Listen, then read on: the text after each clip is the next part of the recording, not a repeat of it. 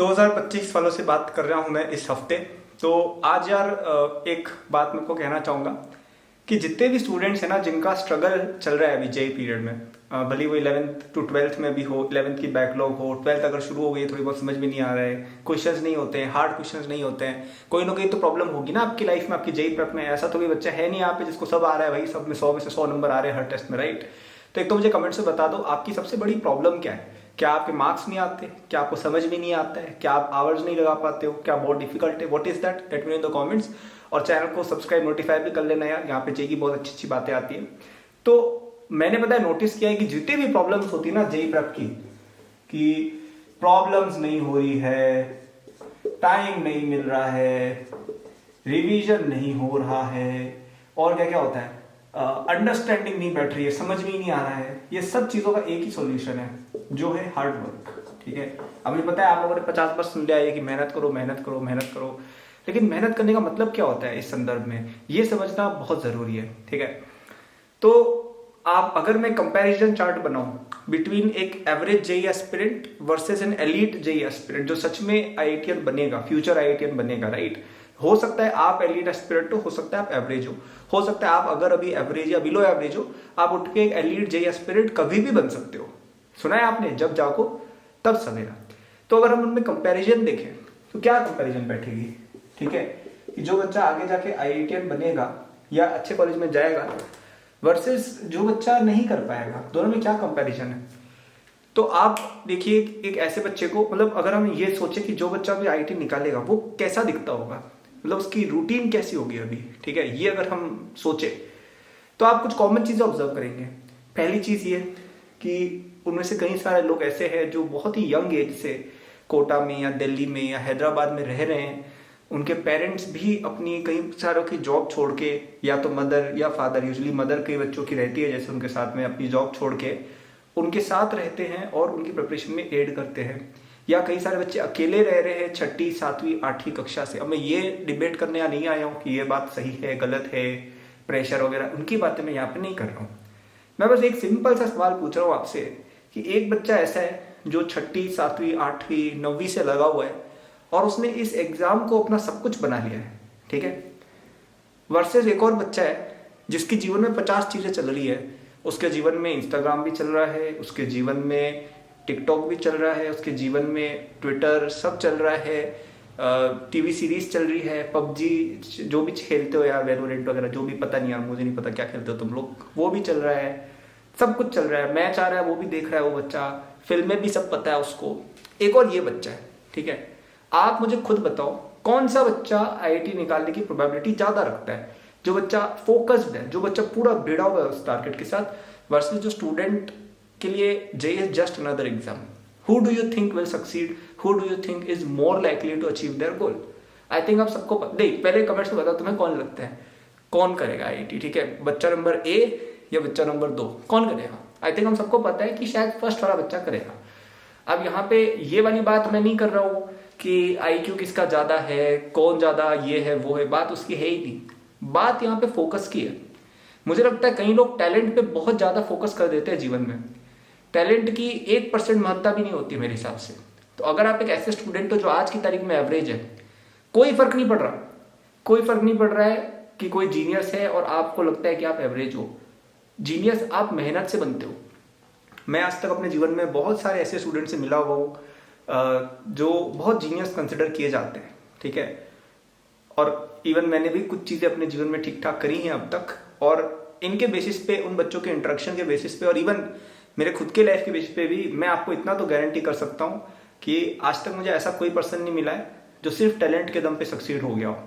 लेकिन मुझे ऐसे बहुत सारे लोग मिले हैं जिनके पास कोई इननेट टैलेंट नहीं है, कोई उनके अंदर स्पेशल एबिलिटी नहीं है, लेकिन उन्होंने जस्ट अपने अंदर का जो जुनून था उसको ट्रिगर किया, उसको चैनलाइज किया, मेहनत में कन्वर्ट किया और आज वो अच्छा कर रहे हैं। कोई भी सेक्टर आप पकड़ लो, जेई तो बहुत सिंपल चीज है उसके कंपैरिजन में।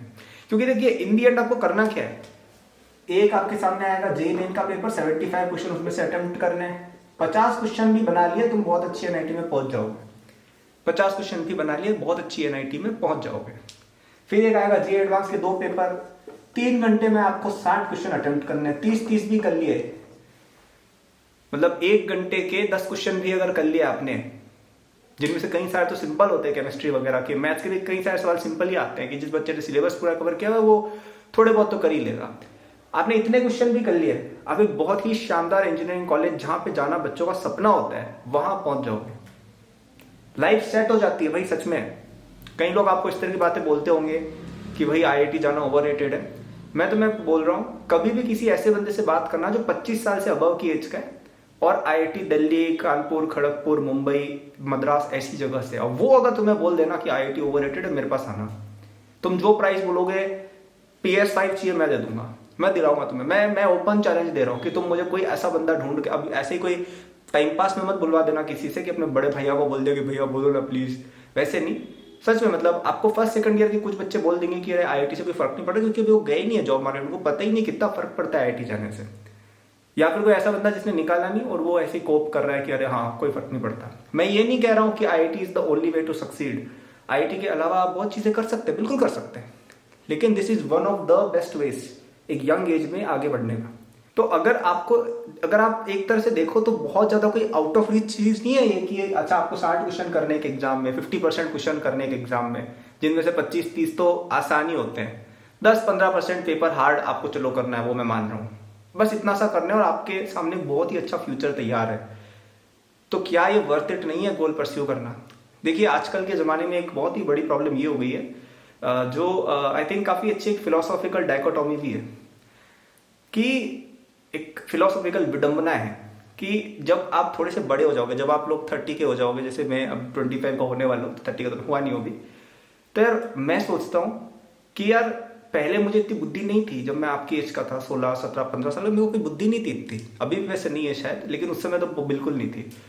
तो मैं सोचता हूँ यार कि मैं कई बार शुक्रिया अदा करता हूँ भगवान को कि यार मुझे बुद्धि दे दी और मैं थोड़ा पढ़ लिया। मुझे सही में बहुत अच्छा लगता है इस बात को सोच के, क्योंकि ऐसा भी हो सकता था कि मैं नहीं पढ़ता या मैं कुछ और कर लेता और फिर शायद मैं आज उतना अच्छा नहीं कर रहा होता जितना मैं कर रहा हूँ, और शायद मुझे थोड़ा बुरा लगता।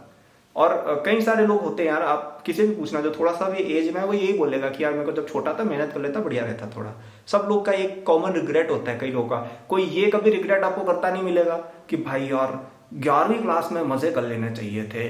हाँ, आपकी 20s में आप फन करोगे, वो सबका टाइम आएगा, बिल्कुल आएगा, लेकिन ऐसा कोई भी नहीं सोचता है कि अरे यार 11वीं में पढ़ लेना, 11वीं में पढ़ना नहीं चाहिए था ब्रो, घूमना चाहिए था। ऐसा कोई नहीं सोचता है दुनिया में, ठीक है, कोई भी नहीं सोचता भाई, लिटरली कोई नहीं सोचता। ऐसा जरूर कई लोग सोचते हैं कि 11th-12th में पढ़ लेते तो थोड़ा ठीक रहता। तो आपको भी रियलाइज नहीं है इस समय की क्या वैल्यू है, तो प्लीज उस समय को रियलाइज करो, ठीक है। मैं आपको आज भी बता रहा हूँ कि आपने अगर आज भी पढ़ना चालू कर दिया, आप बहुत अच्छी रैंक ला सकते हो आईआईटी में। पता है लोगों की प्रॉब्लम क्या है कि लोग खुद में विश्वास नहीं रखते हैं जितना मैं उनमें रखता हूँ। लोग विश्वास नहीं रखते भाई खुद में, लोगों को खुद की एबिलिटी में विश्वास नहीं है। मतलब मुझे इतना अजीब लगता है ना यार कई बार कि आप में इतना पोटेंशियल है, आपको खुद को ही नहीं पता है। 1 साल बहुत ज्यादा पीरियड है आपके पास, तो 1 साल से भी ज्यादा है एक्चुअली, ऑलमोस्ट 1.5-1.25 साल है, राइट। ये बहुत सिंपल है भाई, कोई हार्ड चीज नहीं है, बस पढ़ना है चीजों को, कुछ क्वेश्चन करने हैं, प्रैक्टिस। आपने जिस दिन ढंग से मेहनत करनी चालू कर दी ना, आप सब लोग निकाल लोगे एग्जाम, कोई बड़ी बात नहीं है। लोग बस मेहनत नहीं करते उतनी, ठीक है। तो आप जितनी भी मेहनत कर रहे हो, आई एम श्योर आप और कर सकते हो, और करो, ठीक है। जितना भी कर रहे हो उससे ज्यादा करो मेहनत। या तो छोड़ दो प्रिपरेशन की, नहीं हो रही मेहनत, हमसे नहीं हो रहा, ठीक है, कोई दिक्कत नहीं, चल मारो, कोई उसमें भी कोई दिक्कत नहीं है। लेकिन अगर ठान लिया करने का तो यार करो यार एफर्ट, राइट। आप सब लोग एफर्ट और डाल सकते हो, अभी आपको पता है आप कहाँ डाल सकते हो, और अगर आप फुल एफर्ट डाल रहे हो then you are doing good.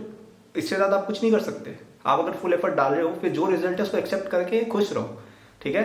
फिर अगर आप सिलेक्ट नहीं भी होगे ना, आपके दिमाग में रहेगा कि मैंने तो अपना बेस्ट दिया था, उसके हिसाब से मैं अच्छा कर रहा हूँ, और वो आपके करियर में आपको बहुत अच्छा हेल्प करेगी, आपकी प्रिपरेशन अभी, क्योंकि आप में डिसिप्लिन आएगा जो आपके जॉब में आपको हेल्प करेगा, तब आप आईआईटीएन से आगे निकलोगे। अगर आप मेहनती, जो आप अभी मेहनत कर रहे हो ना, वो आपने सस्टेन करी ना अगले 10 साल, तो आप डेफिनेटली बहुत आगे जाओगे, भले आईआईटी सेलेक्ट हो या नहीं हो, ठीक है।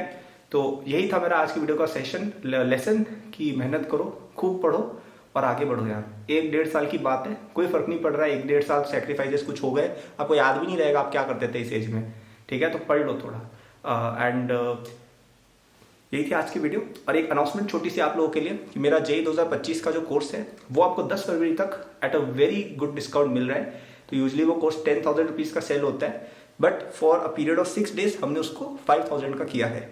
तो 6 डेज में से 2 दिन तो जा चुके, आज आपकी 7 तारीख और 10 तारीख की रात को वो आपका डिस्काउंट चला जाएगा। ठीक है, तो अभी आप जाए डिस्क्रिप्शन में, वहां से उस कोर्स को लीजिए। मैं आपको गारंटी दे रहा हूँ, आप अगर उस कोर्स को स्टार्टिंग से लेकर एंड तक पढ़ते हो, आपका आईआईटी में सिलेक्शन हो जाएगा।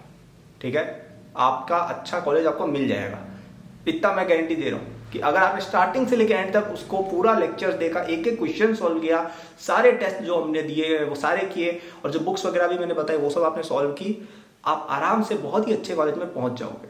ठीक है, ये मेरी गारंटी है। हाँ, आप आईआईटी बॉम्बे सीएस में पहुंचोगे कि कहाँ पहुंचोगे वो आपके ऊपर है, वो आपकी मेहनत रहेगी, लेकिन अगर आपने इतनी मेहनत कर दी कि पूरा कोर्स कर लिया, आपका हो जाएगा। ठीक है, क्योंकि उस पर इनफ कंटेंट है जो वहां तक पहुंचने के लिए चाहिए, और उसमें ओवर कंटेंट नहीं है। तो कहीं सारे कोचिंग वाले क्या करते हैं, पता नहीं इतना सारा मटेरियल दे देते कि जाओ करो। भाई नहीं कर सकते यार बच्चे, इतना सारा सब नहीं कर सकते।